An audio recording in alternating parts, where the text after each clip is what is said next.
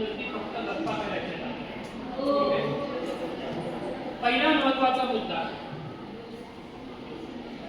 कुठलीही भावना शब्दांच्या शिवाय जी आता आपण व्यक्त केली आणि बघितली, शब्दांच्या शिवाय जर भावना व्यक्त केली तर ती ओळखणं सोपं असतं का? का बरं नाही?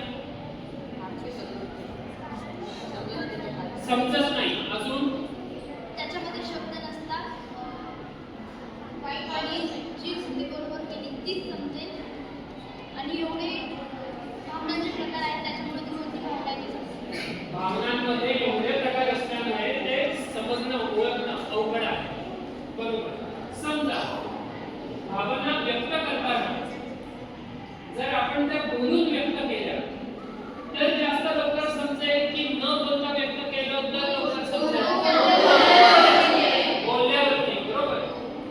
मग आता मला सांगा, रोजच्या जीवनात मित्रमैत्रिणींसोबत असताना किंवा घरी आई वडिलांच्या सोबत असताना सहजतेने आपण काय करतो? भावना बोलून व्यक्त करतो की न बोलता व्यक्त करतो? उदाहरणार्थ शाळेमध्ये काहीतरी कमी जास्त झालं, घरी गेल्यावरती आपण पटकन दार आपटलं,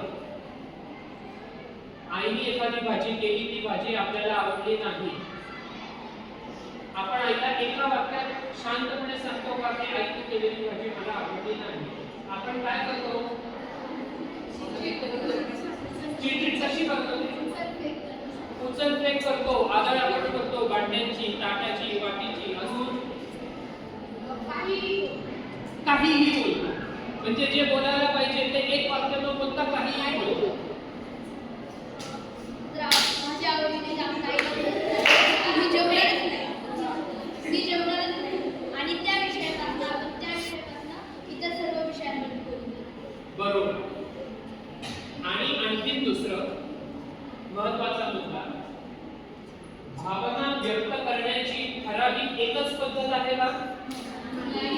उदाहरणार्थ हा जो गट होता त्या गटातल्या 5-6 जणांनी मिळून एकच भावना व्यक्त केली, मग त्याच्यामध्ये आपण असं म्हणू शकतो का एकीने भावना योग्य व्यक्त केली, एकीने अयोग्यपणे व्यक्त केली?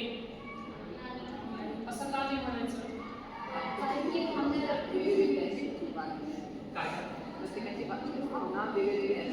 प्रत्येकाची भावना वेगळी असते किंवा भावना जरी एकच असली, भावना व्यक्त करण्याची पद्धत सगळ्यांना एकच आहे का? नाही. एकच लागू आहे का? क्रिया वेगवेगळी असू शकते, एक्सप्रेशन्स वेगवेगळे असू शकते. अजून कारण आपण एकच भावना व्यक्त केली तरी आपण त्याची पद्धत आणि ती करण्याची क्रिया आपण आपले शरीरातून आपण सर्व प्रकार ची भावना व्यक्त करू शकतो. आणि सर्वजण अलग अलग मने आपली भावना व्यक्त करतात. त्याच्यामुळे ती भावना कृतीनुसार समजणं हे थोडं अवघड असतं. Correct correct, very good. आता इथे सुद्धा रोजच्या जीवनात आपल्याला काय होतं, आईने असा कसा राग व्यक्त केला, बाबा असे कसे का चिडले, किंवा आनंद व्यक्त करण्याची कुठली एक ठराविक पद्धत आहे का? नाही.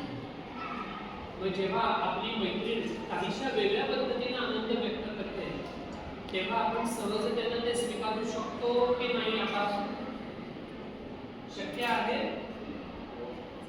रोज आपण काय म्हणतो, असं नाही तिने असा आनंद व्यक्त करायला पाहिजे, अशी कशी, इतकी का रडली, इतकंच रडायला पाहिजे, एवढी का भीती वाटली, इतकी भीती वाटण्याचं काही कारणच नाही, तिला ती भीती वाटते. प्रत्येकाची भावना अनुभवण्याची आणि व्यक्त करण्याची पद्धत वेगळी असू शकते. बरोबर आहे? यालाच अनुसरून शेवटचा जो भाग आहे भावनेशी संबंधित गृहपाठ, तो नेमका काय आहे?